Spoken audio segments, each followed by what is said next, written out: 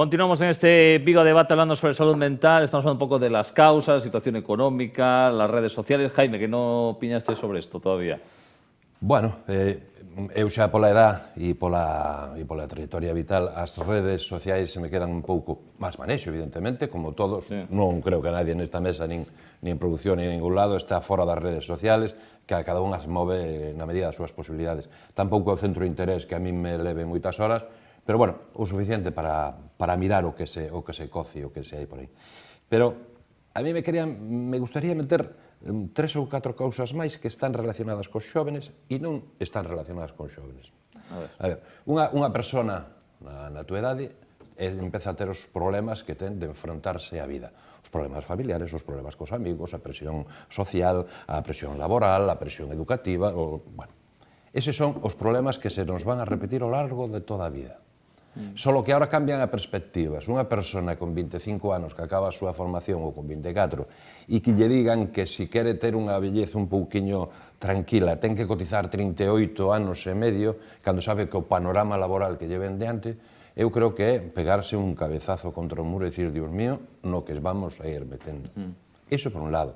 Hai estudios de algún instituto da xuventude que dice que a pertencia a escalóns sociales e económicos determina en gran medida a túa situación con arreglo á saúde mental.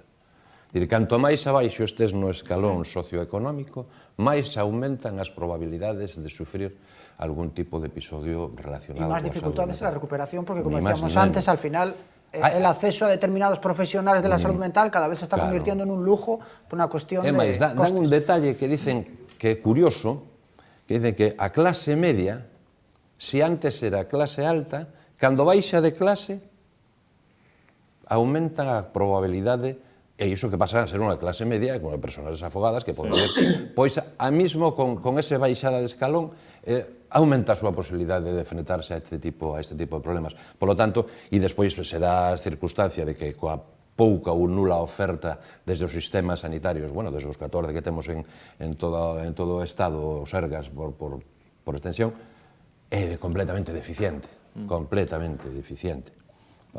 E hai outro núcleo onde si hai moitas persoas da túa edade e un pouquiño máis que é as cárceles. Nós temos un programa de traballo na prisión da Lama, o Pallem, onde miramos continuamente xente de edades bastante baixas que van a cumprir unha trayectoria carcelaria que vai a determinar o seu futuro. Moitas persoas cometen delitos. Algúnas persoas con enfermedade mental cometen delitos. Algúnas persoas con enfermedade mental cometen delitos por culpa da enfermedade mental e outras non. Cada un é como é tamén. Pero o que sí estamos mirando é unha acumulación de persoas non moi maiores, e maiores tamén, pero non moi maiores dentro das prisións que en canto salan destes novos manicomios modernos que son as cárceles, non van a ter donde meterse, pero a ningún nivel, ni a nivel de reinserción socioeconómica, ni reinserción personal, ni reinserción laboral, etc. Entón é outro gran nicho de enfermedade mental. A nós nos gusta falar en positivo de saúde mental, pero en realidad estamos falando de enfermedade mental agora. Ben, seguimos traballando, vamos implementando novos programas, el traballa moito máis concretamente nesta franxa de idade, nos debutantes, etc. Nos seguimos traballando, que evidentemente todo se vai a transformar, seguimos traballando xa en persoas que levan unha trayectoria de debut na enfermedade moi larga e que se teñen que enfrentar durante prácticamente toda a súa vida a estas cousas. 450 millóns de persoas no mundo se calcula que van a ter enfermedade mental. Se calcula que no ano 2030 a enfermedade mental vai a ser a principal causa de absentismo laboral, de baixas laborales. Por lo tanto, non estamos falando de un detallito, estamos falando de unha problemática que aparte é insidiosa, difícil de ver, e se encima hai poucos recursos para focalizala, captala e empezar a darlle solución, se nos adven un panorama difícil e complicado. Ahora miramos como hai un montón de organismos, Save the Children, a OCDE, Amnistía Internacional, etc., fan informes sobre saúde mental. O sea, nos focalizan parte da problemática social venidera e actual na enfermedade mental. E aquí estamos atañidos todos, os de 40, os de 20, os de 60. Sí. Yo quería hacer un Sí, claro. paréntesis, si se me permite, claro. en la opinión de las clases sociales de que si tienes pues, más dinero es más poco probable que tengas un problema de salud mental, pero sí que es verdad que creo que estás hablando de unos problemas muy específicos como son la depresión, la ansiedad, esos problemas que sí que necesitan tratamiento psicológico privado, porque claro, tú cuando tienes, pues, por ejemplo, un trastorno bipolar, por ponerte un ejemplo, necesitas tomar una medicación y esa medicación tiene que mandártela al psiquiatra. El psiquiatra es un médico como puede ser el médico de cabecera y para el médico de cabecera podemos pedir 2 citas a la semana si hace falta. Cuando tú necesitas ir a un psiquiatra, te dan para 2 meses con gracias. Entonces, claro, partiendo de esa base, quiero decir que sí, es muy importante tener dinero para todo en esta vida, ya no solo para eso, pero quizá no es tan importante la clase social de la que estamos hablando. Pero yo creo que él está hablando de las expectativas.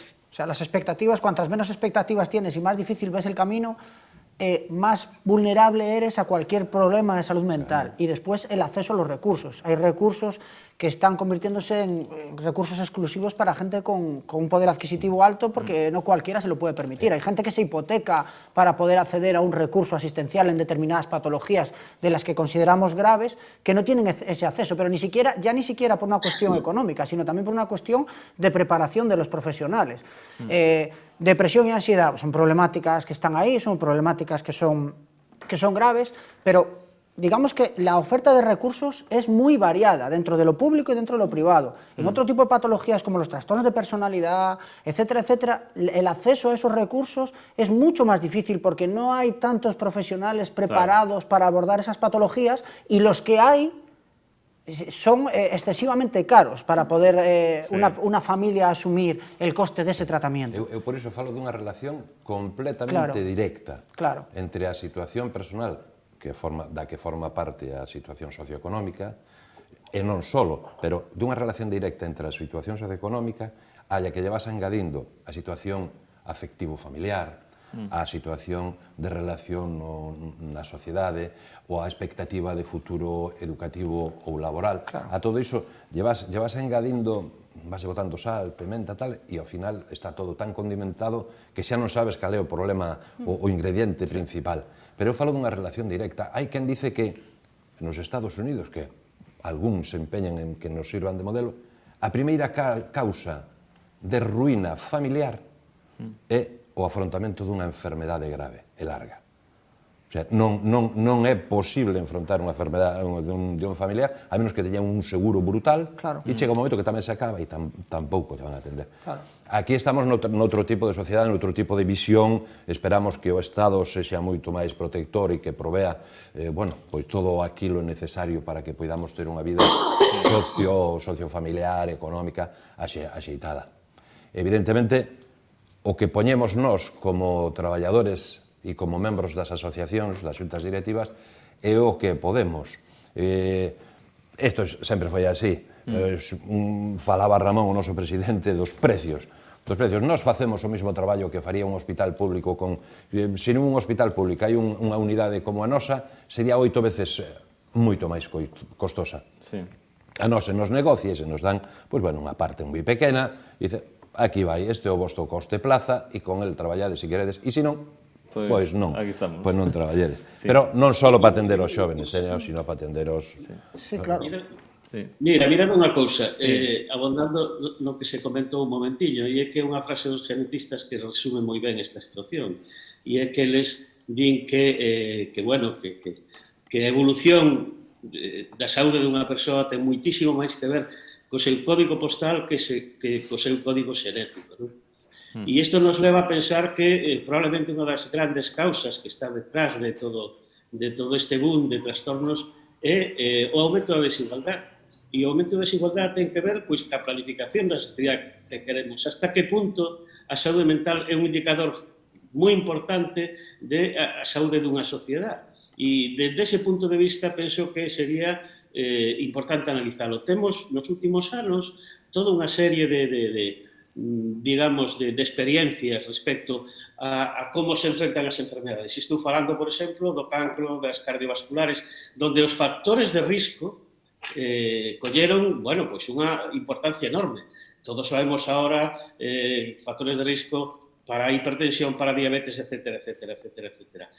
Tamén sabemos e conocemos cales son os factores de risco para os trastornos mentales. Bueno, habría que empezar a incidir tamén desde un punto de vista de saúde pública en todos estes factores de risco. Que ocurre? Que todo isto ten que ter unha traslación á realidade política, á realidade presupuestaria e á realidade de como a sociedade encara os seus problemas. Xa va sendo hora de que afrontemos a saúde mental como un problema de todos, non da persoa que ten un problema de saúde mental. Sí. Non solamente que sí que o ten, que é importante, pero é un problema de todos que entre todos temos que resolver. Quiero preguntarle, Ángeli, dos cuestiones que se están ido hablando aquí. En primer lugar, si vosotros sentís apoyados por el sistema, digamos, los jóvenes, ¿os sentís muy abandonados cuando tenéis un problema y queréis afrontar para encontrar una solución? Hay casos, quiero decir, no quiero generalizar, pero la opinión de... Como yo tengo amigos y la opinión de nuestra es que no, o sea, realmente yo tengo la suerte de que mi psiquiatra, si me dice, bueno, pues, ¿quieres verme dentro de 2 meses o quieres espaciar un poco más la cita? Sí, te dan esa opción, pero muchos de ellos, de mis amigos, realmente no tienen citas con el psicólogo de la Seguridad Social hasta dentro de 6 meses. ¿Sabes lo que puede pasar en 6 meses? Que esa persona ya no esté. Sí. Entonces, a ver, no me quiero ir al extremo, pero a veces sí que hay que ponerse en situaciones de estas como para darte cuenta de que debería hacer el gobierno, el sistema, debería hacer más, ¿vale? Porque imagínate, David trabaja con 15 plazas, ¿no? 15 chavales. La cantidad de gente, bueno, de chavales en este caso, con psicosis en España no es de 15, bueno, ni en Galicia es de 15, hay muchos más. Y esta gente se queda descubierta. Nosotros allí hacemos pues actividades de ocio, terapia individual, terapia grupal. ¿Qué pasa con esas personas que no pueden acceder a eso? Acceso, claro. Entonces, mi pregunta está en si realmente con ayudas y más dinero se solucionaría, si es un problema de que faltan profesionales, la verdad no lo sé. Yo solo demando un poco más de ayuda y de comprensión para no solo la gente joven, sino también la gente que tiene cualquier tipo de patología de cualquier edad. ¿Y entre vosotros lo habláis? Sí. Los propios jóvenes, y que estos temas ya, lo que decíamos, de que no son un tabú, o sea, habláis de los problemas realmente ha pasado, yo noto una evolución, en plan, ha pasado de ser cada vez más, bueno, te voy a poner un ejemplo, pues mira, me he autolesionado. Hace 5 años era mucho más complicado decirlo que ahora. Ahora, por suerte, no lo de las autolesiones, que es más fácil decirlo, pues un amigo puede avisar a un profesional, en algún momento llamar a urgencias, lo que haga falta. Eso es la parte buena, que ahora está como el tema es más abierto, se habla más normalizado, de eso. Se ha visibilizado mucho más. Que hay que decirlo, si entre ellos también se... Sí, y lo peor, no sé si es que está muy normalizado. O sea, es muy normal decirle a un amigo tuyo, mira, estoy pensando que me voy a quitar de en medio. De hecho, perdón, que la interrumpa, muchos de sus compañeros que se están incorporando a ciclos, el gran miedo que tienen cuando se incorporan al ciclo es que se sienten como en la obligación de tener que decir, tengo este problema. Después llegan a darse cuenta que no tienen la obligación de decir, como nadie va diciendo, pues yo tengo asma, pues yo tengo, no te vas presentando. Antes de empezar el curso, no te vas presentando, pero incluso alguno que ha tenido... pues se ha dado cuenta de que no era un problema, se lo ha confesado a sus compañeros de clase y se ha quedado gratamente sorprendido de lo receptivos y de lo bien acogido que ha sido el tema. Pues como cualquier otro cuenta cualquier otra circunstancia de salud y no ha habido ningún tipo de consecuencias, que quizá sí que estamos hablando pues, de una de las cosas positivas de que la salud mental en los jóvenes esté de moda, es esa parte, ¿no? Que se puede hablar... No 100%, pero sí ha mejorado mucho la capacidad que tú tienes como enfermo para poder comentar esas cosas con... A mí me gustaría relacionarlo cos diversos grados de privacidade que todos podemos ter. Nos vamos a elixir cal é o noso grado de privacidade con respecto ás cousas que nos pasan na nosa vida. Digamos que esta situación que ti comentas, non? Pues entre nós falamos, oye, que me cortei outro día, que me autolesionei, estou pensando, as ideas suicidas e todas estas cousas, e a vez, cando chegas a unha clase e expós directamente, pois a mí me pasa isto, pois teño depresión, teño ansiedade, teño estrés, etc., tamén estamos ofrecendo, parte da nosa vida aos demais, parte dos nosos problemas aos demais, se supón que buscando compresión, buscando axuda, pero eu creo que tamén moitas veces isto se volve en contra e se convirte nun arma de doble filo. Ponte calado que ti eres un deprimido do carai, ponte calado... Porque se estaba analizando en exceso estas manifestacións se están Puede ser, utilizando pero en ahora exceso e están banalizando en disfrutando exceso. de la libertad de poder decirlo o no decirlo. Tal cual. Que antes no se podía expresar libremente, porque había mucho miedo al rechazo. Ahora eres libre. Tú voluntariamente decides si lo quieres hacer, pero partes de la base de que ahora esa libertad de poder hacerlo va a implicar que la gente lo reciba con total normalidad. Eso es, en parte, tiene su parte negativa, todo tiene su parte negativa. ¿Por qué?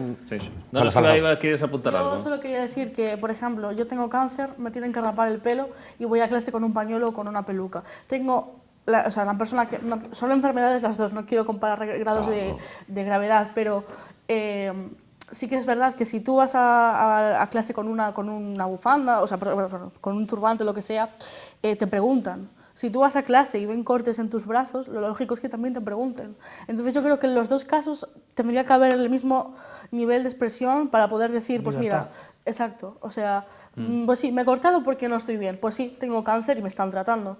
O sea, creo que en los dos casos tendría que haber el mismo nivel de libertad de expresión. Sí, pero como también lo que dice él, que puede ser que el cáncer esté visto ya como una pena muy Claro, grande pero para eso todo, es lo y que lo hay que- otro es como hay un estigma de no, tú a lo mejor estás mal porque estás pirado. Pero eso es Claro, pero precisamente esto es porque- como aprovechar un poco la ola, ¿no? O sea, la ola Claro. ahora, pues nos hemos encontrado una ola que es el tema de salud mental en los jóvenes, pues aprovechémosla en todos los sentidos, como decíamos antes, en abrir las puertas y hablar que la salud mental no es solo depresión y ansiedad, sino que hay otros trastornos que condicionan más al individuo a la hora de normalizar su vida, y después demos la importancia a esos trastornos y permitamos a las personas que tienen esas problemáticas poder expresarse. Porque lo hemos hablado nosotros muchas veces, lo hablaba contigo el otro día, los enfermos de cáncer tienen la posibilidad de poder expresar y hablar de su enfermedad. En la salud mental, hasta hace relativamente poco tiempo, no se podía. No se podía. ¿Y eso por qué? Porque se había generado un estigma que asociaba salud mental con discapacidad. La sociedad lo tiene. Nosotros hemos ido a charlas en centros educativos que nos preguntaban directamente, y alumnos que estaban estudiando pues, auxiliar de enfermería, etcétera, etcétera, que nos preguntaban a los profesionales y ellos se toman la medicación y ellos estaban con nosotros. Preguntarle a ellos. No nos preguntéis a nosotros. Claro. Preguntarle a ellos cómo se desenvuelven en su vida. Y es esa falsa percepción, ese estigma que hay. Mira, ahora que acabas de tratar ese tema de los medicamentos, quería preguntaros porque hay mucha gente que se queja que vivimos en una sociedad muy medicalizada. Hay una estadística que me llamó la atención, que es la automedicación ha vuelto a incrementarse por segundo año consecutivo y es la cifra más alta desde 2019, desde antes de la pandemia. Y se habla mucho del uso de los ansiolíticos, ¿no? Que tiene también el miedo de, no, esto me duerme el cerebro y me atonta. El diazepam, ¿no? Por ejemplo, que está en una canción ahora de Leiva al respecto. Xosé Ramón, ti como ves este tema da medicalización da sociedade? Pois, vamos a ver, España é o país do mundo que máis ansiolíticos e sedantes consume. Isto xa desde fai algún tempo. Por lo tanto, algo está pasando, algo non vai ben. Por qué? Porque eso implica que a xente basicamente non é feliz. E por qué? Pois aí está o debate. Por outro lado, a segunda pregunta é a resposta a toda esta vaga de problemas de saúde mental, etcétera, etcétera, vai a ser a medicalización? É dicir, ou ben tentamos de poñer en pé outros mecanismos distintos da medicalización para abordar o problema. Evidentemente, isto é unha decisión de planificación, de por onde se quere ir. Nós pensamos que hai que abordalo desde un punto de vista de que probablemente non é a medicalización a resposta, seguramente hai que poñer en pé outro tipo de mecanismos. E iso pasa por 20.000 clases de apoios de amortiguadores que teñen que ver pois ca comprensión, con poder falalo, con que haxa, por exemplo, e moi importante, un número de psicólogos infinitamente máis grande que o que temos agora mesmo, pero tamén pasa por políticas de falar entre eles, de grupos, de autoaxuda, etcétera, etcétera, etcétera, que deberían expandirse, pero dunha maneira xeométrica. Pois por qué? Porque seguramente, primeiro, porque a medicalización nos temas de saúde mental tende a convertirse en algo crónico. E iso ten problemas de efectos secundarios a medio e largo plazo gravísimos e, sobre todo, é decirlle á persoa que está enferma. Por qué? Porque toma medicamentos. Bueno, é unha enfermedade ou é simplemente unha condición humana Isto é importante discutilo. Se é unha condición humana, cales son as respostas que hai que dar a unha condición humana? É dicir, un debate moi amplio que deberíamos aproveitar, como dixo o compañeiro, a ola para poñelo enriba da mesa e empezar a falar do que realmente está debaixo dos trastornos mentales e de cales son as solucións. Eu aí, se me permites, Sí. eu aí teño a impresión, como decía Ramón ahora, si vamos a ir hacia a medicalización na resposta á saúde mental entre xóvenes e adolescentes, a min me dá que sospeitar que esta ola comunicativa, esta ola expansiva, esta ola que surfean solos de Nazaré, me dá que pensar que detrás vayan aparecendo intereses moito máis importantes relacionadas con unha dispensación de farmacopea a tutiplén para todos aqueles que manifesten un pequeno desasosiego. Evidentemente, a diferencia entre estar enfermo e pasar por situacións é a duración dos síntomas, a intensidade dos síntomas e a duración dos síntomas. Se os teus síntomas duran 3, 4, 5, 6, 7 meses, evidentemente estamos ante un problema serio. Si son situaciones puntuales na que determinadas sensacións de ansiedade, de tristeza, de depresión, como queiramos chamarlle, si son puntuais, pois, bueno, non deixan de ser etapas da nosa vida. Eu o que teño medo é que isto pase a formar parte da cronificación, que collamos aos nenos e aos adolescentes e os tomemos como suxetos de suministro de fármacos, porque é a solución máis enxera. Es un riesgo porque realmente lo que tenemos es un modelo médico. Por eso Es un digo que modelo cando... médico, También puede ser la justificación a que no tengo profesionales, médico. También me ahorro los costes por ahí, ¿no? Sí, pero también hay que destacar que es importante la medicación. No, sí, también, no. O sea, sin medicación y sin terapia, si tienes solo medicación o si tienes solo terapia, no vas a llegar a ningún lado. Entonces, como hay trastornos que sí que lo necesitan, pues en mayor medida que otros, creo que sí que, a ver, en cierto modo sí que se están haciendo un poco de negocio con eso, como tú dices, pero sí que creo que es importante. Sí, no, é esencial. Claro. O que necesita tomar medicación, non hai nin que plantexalo. Pues, toma Claro, el problema medicación. es que el caso Non es en pasa que, nada. que sea como solución, no, medícate, ¿sabes? Es en saber... Pero, primeiro, fagamos un análisis global da persona que temos enfrente, que nos está manifestando os seus problemas, que nos está consultando como expertos que somos, e, bueno, e unha vez que miremos, bueno, pois mira, tes que ir ao teu profesional máis especializado, é dicir, unha derivación a un psiquiatra.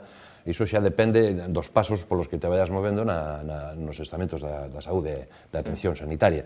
Evidentemente, se tuviéramos unha rede primaria, de atención primaria, que estuviera activa, non como ahora, que está morta, desaparecida e finiquitada, sería moito mellor, moito máis rápido ir dando resposta a todas as necesidades, que te derivaran moito antes a un especialista, no caso de que o necesitaras. Y que tuvieras la opción de un seguimiento mucho más intensivo en las fases iniciales para saber si estamos hablando de un trastorno que ese especialista te derivara a un programa ou a un centro ou a calquer outro modelo de atención que se poida pensar, inventar ou implementar e que te derivaran con canta máis rapidez mellor. Pero los especialistas en general no te derivan a programas como DOA. En plan, mi madre tuvo que buscar el recurso por sí sola, se lo comentaron en el trabajo, mira, puedes llevarla aquí.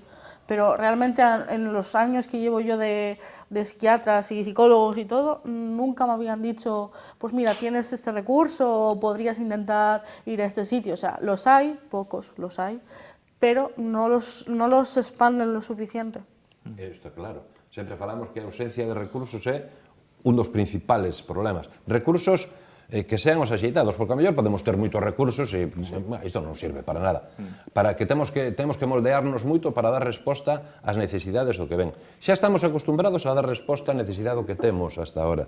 Temos que seguir dando esa resposta, aínda que haya que variala, modificala, porque o tipo de persoas que acuden aos nosos centros vai variando, evidentemente.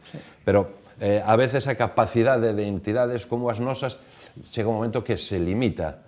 Deberíamos especializarnos de tal manera en varios campos que nos vamos a quedar un pouco atrás. Y sobre todo yo creo que el futuro está en los tratamientos individualizados, es decir, persona, tratamiento, otra persona, otro tratamiento distinto. Lo que pasa es que con los medios con los que disponemos es prácticamente inviable eso. Sí, con el volumen de gente. personas a las que atendemos. Parece que se traballa moito a nivel farmacológico na posibilidade de aplicar o genoma. Bueno, a ver, non é que ti tomes unha pastilla de Risperdal, non, ti tens que tomar 0,75 gramos de risperidona, non unha pastilla, sino unha parte proporcional.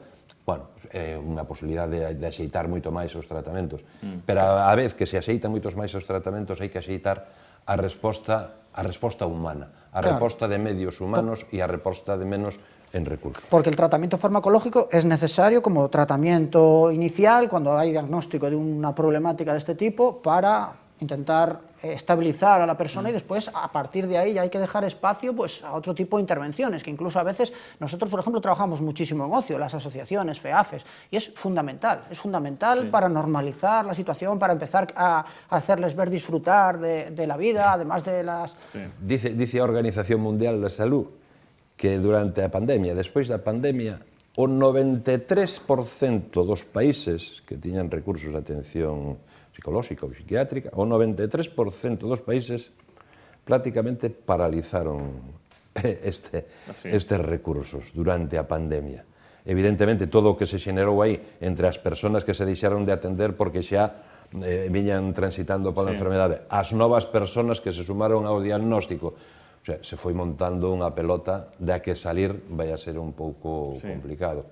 Evidentemente, hai persoas con enfermedade mental que durante a pandemia tampouco sufriron especialmente, porque hai moitas persoas que por as súas características pois o contacto social non lles interesa, o contacto afectivo tampouco. De ahí es lo que decíamos antes, que la pandemia a determinadas personas que se quedaron fuera, lo que decías tú, de los recursos atencionales, asistenciales, pues tuvieron un pequeño retroceso en su proceso de rehabilitación.